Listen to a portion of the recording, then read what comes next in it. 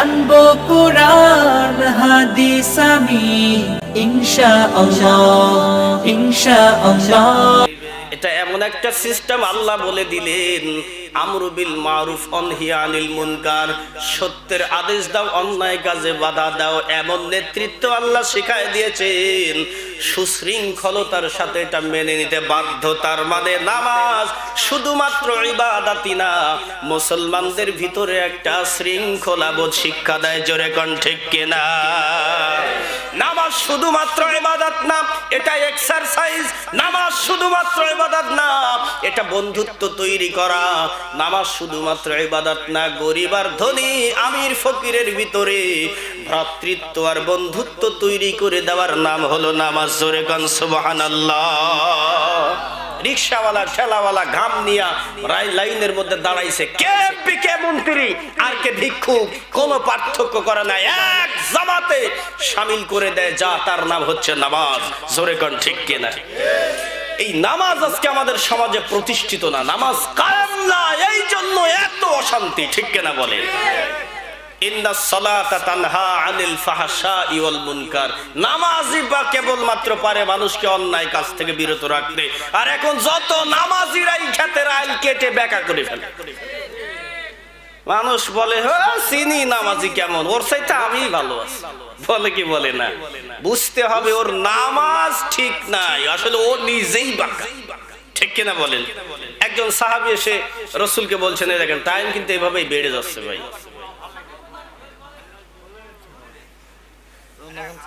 একজন সাহাবী এসে বলছে, হুজুর আমার জন্য একটু দোয়া করেন, আল্লাহর জন্য আমার অভাবটা দূর করে দেন।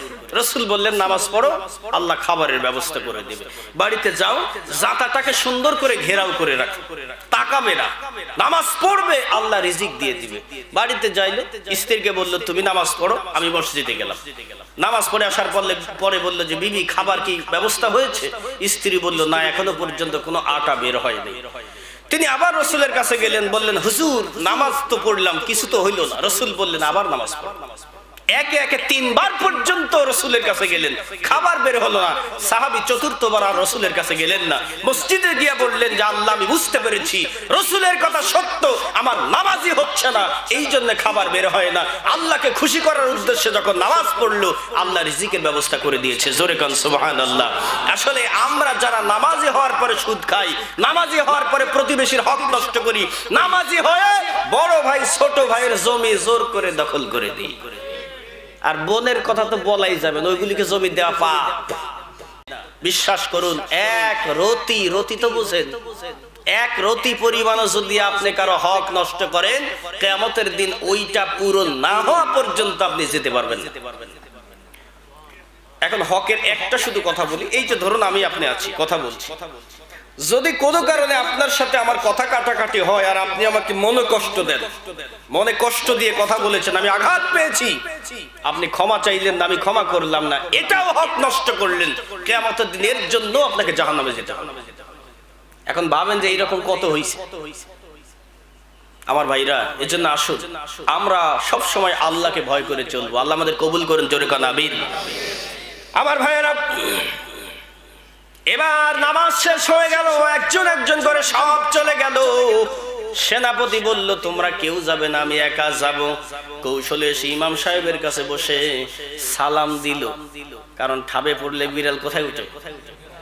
গাছে উঠে।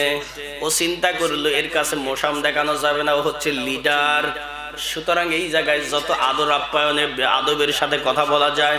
সালাম দিয়া বলল, হুজুর আপনার কণ্ঠের কোরআন তিলাওয়াত আমি শুনেছি, এত মধুর লেগেছে, আমি আরো শুনতে চাই। এখন সাহাবীদের নবীদের কাজ হলো, যদি কেউ ইসলাম জানতে চায় তারা আরো বেশি করে জানায়। জোরে কোন ঠিক কিনা?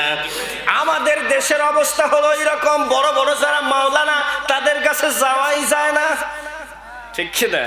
আমরা ছোটখাটো তো আমাদের কাছে আসতে পারে সবাই, কিন্তু বড় গুলির কাছে যাওয়া যায় না। পিএস থাকে, পিএস আবার কয় যে হুজুরের বাজেট হচ্ছে 50,000, এছাড়া হবে না। ও হুজুরকে দেয় 30,000, ওর পকেটে নেয় 20,000। চুরি দেখেন কোত্থেকে হয়। বন্ধুগণ আমার ভাইরা, এক পর্যায়ে সাহাবী মন খুলে তাকে কোরআন তেলাওয়াত করে শোনালেন। আসলে কি তার উদ্দেশ্য ছিল তেলাওয়াত শোনা? উদ্দেশ্য ছিল তাকে সুন্দর করে কলে কৌশলে আগলে নেওয়া। এবার ডেকে বলল, হুজুর আমি তো শুনলাম, আসলে আমি শোনার জন্য আসি নাই। এই সাম্রাজ্যের বাদশাহ, রোম সাম্রাজ্যের বাদশাহ হেরাক্লিয়াস আপনার কণ্ঠে কোরআন শুনতে চায়। আরো খুশি হয়ে গেল, এটাই তো দরকার। কারণ জায়গা মতো যদি দাওয়াত দেওয়া যায়, প্রত্যেকটা গ্লাসে গ্লাসে চিনি দেওয়ার দরকার নাই। যদি আপনি টাঙ্কিতে চিনি দিয়া মিষ্টি করে রাখেন, একবারে সব ঠিক।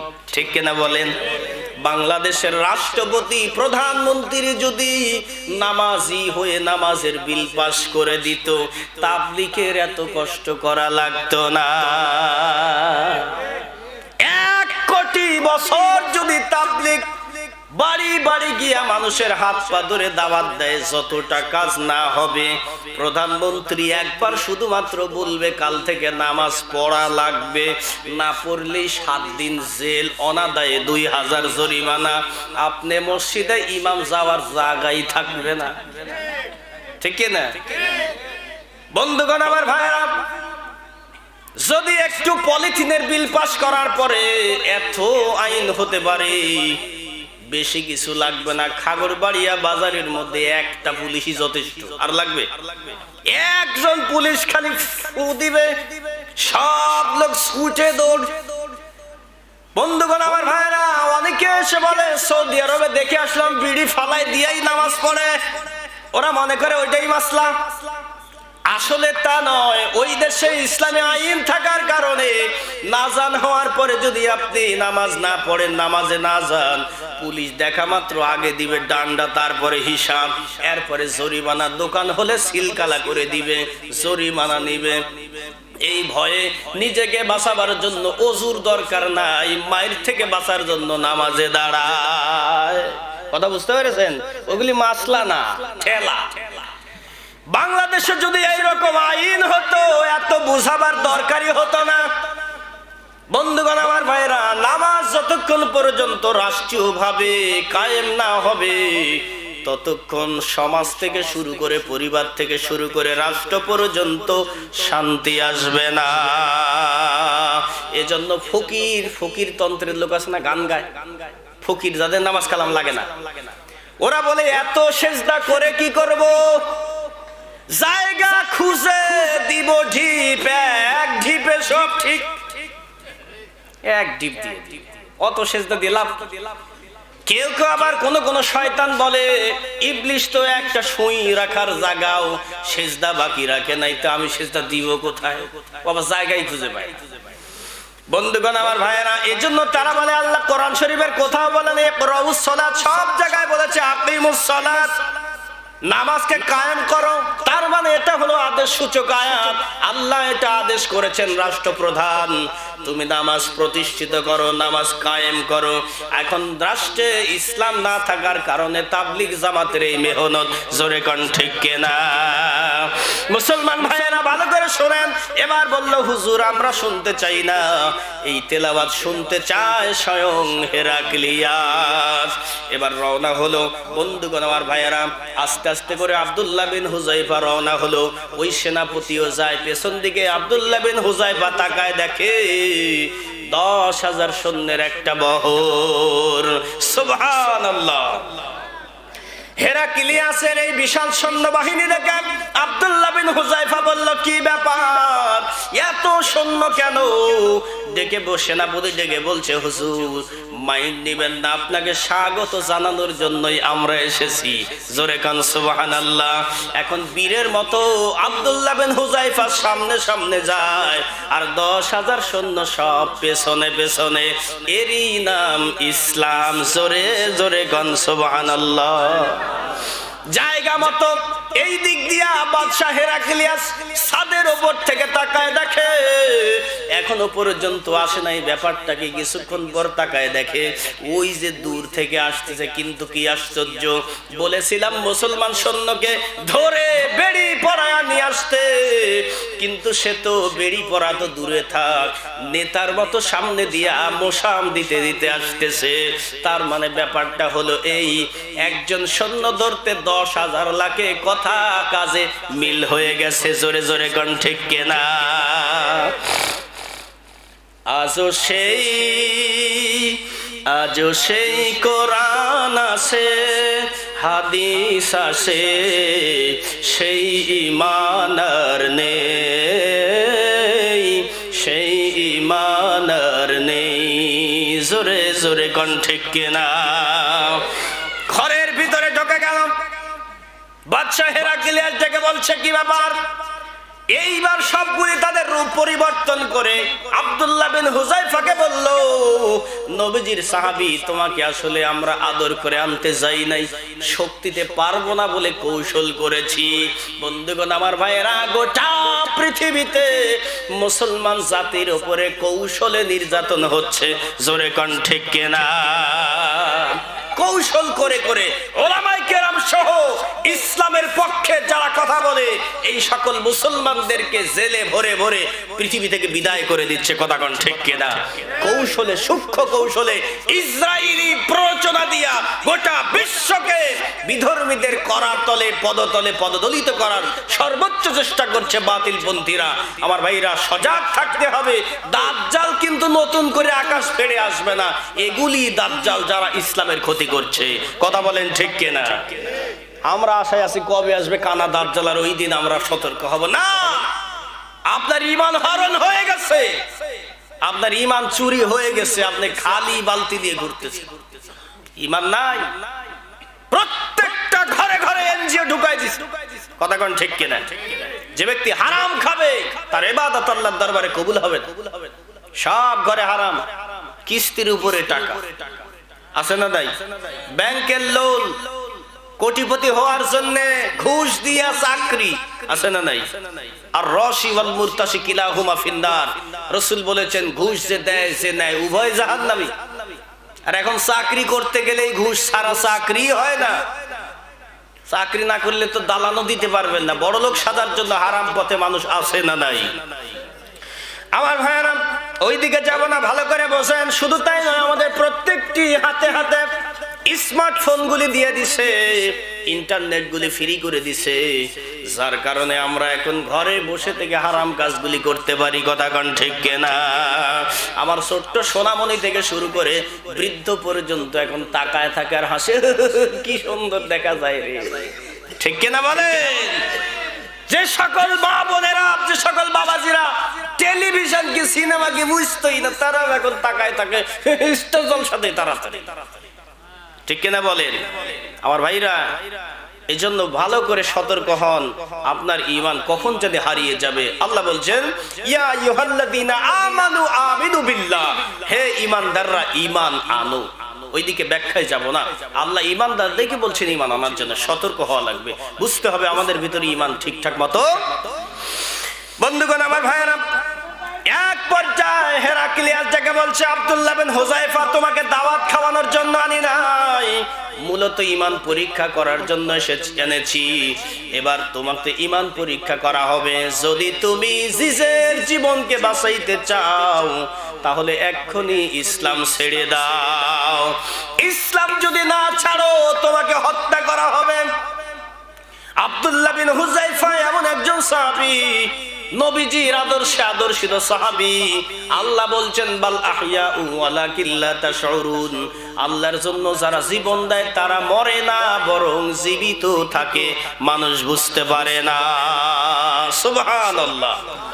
আব্দুল্লাহ বিন হুযায়ফা বলছে, একটা নয়, দুইটা নয়, হাজারটা যদি মৃত্যু আসে, মৃত্যুর মালা গলায় পরে নিতে রাজি আছি, কিন্তু ঈমান ছেড়ে দিতে রাজি নাই। ঈমানের পথে অবিচল থেকে আমার মরণ যেন হয়। রাজি আছি না আমরা? ঈমানের পথে অবিচল থেকে আমার মরণ যেন হয়। তোমারই কাছে মিনতি আমার, মহামহিম দয়াময়, ইমানের পথে অবিচল থেকে আমার মরণ যেন হয়। জোরে জোরে কোন আমিন। আব্দুল্লাহ বিন হুযায়ফা বলছে, তুমি ভয় পাচ্ছ না, দাঁড়াও। শুল একটা রেডি করা হলো। আব্দুল্লাহ বিন হুযায়ফাকে শুলের উপরে বসাইয়া এইবার বলা হলো, যদি তুমি ইসলাম ছেড়ে না দাও শুল দিয়া হত্যা করে ফেলবো। শুল তো বুঝেন না, চেনেন? মানে একটা বসার জায়গা, সেখানে খুব সুসলে ফালা ফালা, বুঝেন তো? এই ধরনের খুব চোকা একটা জিনিস, যেটা মুহূর্তের ভিতরে গুপ্ত স্থান দিয়ে প্রবেশ করে, গুহাদ্বার দিয়ে প্রবেশ করে মাথা পর্যন্ত ফুঁড়ে বের হয়ে যাবে। এটা আগেকার শাস্তির বিধান ছিল, এখন তো ফাঁসি হয়েছে। শুলে চড়ায় হত্যা করবেই বলে শুলের উপরে বসানো হলো।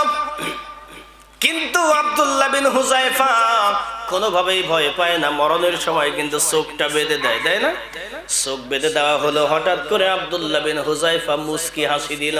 বাদশাহ হেরাক্লিয়াস বলল, তাড়াতাড়ি তাকে সরাও। সরানোর পরে বলল, হুযায়ফা কেন তুমি হাসলে? তুমি জানো না ওই জায়গায় মৃত্যু অপেক্ষা করছিল? আব্দুল্লাহ বিন হুযায়ফা বলছে, কেন হাসবো না? তুমি কেন আমাকে মৃত্যু দিলে না? আমি লক্ষ্য করে দেখলাম আকাশের দরজা খুলে জান্নাতের হুরেরা আমার জন্য মালা নিয়ে অপেক্ষা করতেছে। আমি তাদের প্রতিযোগিতা দেখে হেসে ফেলেছি। বাদশা রোম সম্রাট বলে, বলেটা কি? খালি চোখে আকাশ ঠিক মতো দেখা যায় না, চোখ বাঁধা অবস্থায় নাকি ও আকাশের দরজা দিয়া ফেরেশতা দেখে, হুর দেখে, বলেটা কি? না, এইভাবে হবে না। এবার বলল, ও প্রহরী, তোমরা তেলের কড়াই রেডি করো, তেলকে ফুটন্ত টকবক করে ফোটাও। তেল যখন ফুটতেছে, আব্দুল্লাহ বিন হুযায়ফাকে নিয়া 4 হাত পা ধরে তেলের কড়ার উপরে দোলনা খাওয়ায় আর বলে, হুযায়ফা যদি ইসলাম ছেড়ে না দাও তাহলে এই জায়গায় তোমাকে ভেজে হত্যা করা হবে। হযরতে আব্দুল্লাহ বিন হুযায়ফা ভয় পায় না। বাদশাহ রোম সম্রাট হেরাক্লিয়াস বলছে, ঠিক আছে দাঁড়াও। প্রহরীকে বলছে, যাও একটা বাহির থেকে কুকুর ধরে নিয়ে আসো। কুকুরটা ধরে নিয়ে আসা হলো। তেলের কড়াইয়ের ভিতরে যখন ছেড়ে দেওয়া হলো, চোখের পলকে গোশতগুলি খুলে গিয়া খাঁচা ভেসে উঠেছে। ডেকে বলছে, হুযায়ফা রে, তুমি মনে করো না তেলের কড়াইয়ের তেলগুলি ঠান্ডা, এটা মনে করো না, এটা কিন্তু প্রচন্ড গরম। তাড়াতাড়ি জীবন বাঁচাইতে হলে এক্ষুনি তুমি আল্লাহকে ছেড়ে দিয়ে আমাদেরকে গ্রহণ করো। শেষ পর্যন্ত হযরতে আব্দুল্লাহ বিন হুযায়ফা রাদিয়াল্লাহু তাআলা আনহুর সামনে আর একজন মুসলমান সৈন্যকে যখন তেলের কড়াইয়ের ভিতরে দিয়া পুড়িয়ে ফেলা হলো, ওই সময় আব্দুল্লাহ বিন হুযায়ফা কান্না শুরু করে দিল। বাদশা হেরাক্লিয়াস ডেকে বলে, এ আব্দুল্লাহ বিন হুযায়ফা, এখন তো বুঝতে পেরেছো এটা গরম, আমি তোমাকে নিশ্চয়ই মেরে ফেলবো। কেন? এখন তো বুঝতে পেরেছো আমি কি পারি। আব্দুল্লাহ বিন হুযায়ফা বলছে, বাদশা হেরাক্লিয়াস, তোমার মৃত্যুর ভয়ে আমি কাঁদি না, বরং আমি প্রতিযোগিতায় হেরে যাওয়ার কারণে কান্না করি। বাদশা হেরাক্লিয়াস বলছে, ব্যাপারটা বুঝলাম না। আব্দুল্লাহ বিন হুযায়ফা বলছে, যাকে তুমি এই তেলের কড়াইয়ের ভিতরে ভেজে মারলে সে আমার বন্ধু ছিল, সব সময় প্রতিযোগিতায় আমার সাথে ফেল করত, কিন্তু এইবার আমি চেয়েছিলাম আগে জান্নাতে যাব, আর আমার আগে তুমি আমার দোস্তকে জান্নাতে পাঠায় দিলে, যার কারণে আমি বর্তমানে হেরে যাওয়ার দুঃখে কান্না করছি। বাদশা হেরাক্লিয়াস ডেকে বলল, মুসলমানদের ঈমান কি এত কঠিন হতে পারে? ও ভাইরা আমার বন্ধুগণ, সংক্ষিপ্ত করে দিব, আর বেশি যাব না। এরপরে বাদশা হেরাক্লিয়াস তাকে বলল, যাও একটা ঘরের ভিতরে আটকায় তালা বন্ধ করে দাও, খাবার দাবার সব বন্ধ করে দাও। একটা না 3 দিন 4 দিন পর্যন্ত তালা বন্ধ করে দেওয়া হলো, কোনো খাবার দেওয়া হলো না। ক্ষুধার যন্ত্রণায় আব্দুল্লাহ আব্দুল্লাহ বিন হুযায়ফা ছটফট করে। এমন সময় শুয়োরের মাংস ভুনা করে নিয়ে আব্দুল্লাহ বিন হুযায়ফার কাছে পরিবেশন করে বলল, এইটা হলো শুয়োরের মাংস, এইটা দ্বারা তুমি পেট পূর্তি করতে পারো। হযরতে আব্দুল্লাহ বিন হুযায়ফা দেখে বলছে, রে বাদশাহ হেরাক্লিয়াস, তুমি মুসলমানদের চিনো না। সকাল থেকে নিয়ে সন্ধ্যা পর্যন্ত মুসলমান রোজা রাখার ক্ষমতা রাখে, এক ফোঁটা পানিও খাবে না। আল্লাহ পাক তাদের প্রতি রহমত দান করে। জোরে কোন সুবহানাল্লাহ। বন্ধুগণ আমার ভাইয়েরা, ওই জায়গায় জীবন বাঁচানোর তাগিদেও বাদশার ওই শুয়োরের ভুনা করা গোশত মুসলমান সাহাবী খাইল না। আর আমরা কোন জ্ঞানে হারাম খাওয়া ছাড়া আমাদের আরাম হয় না।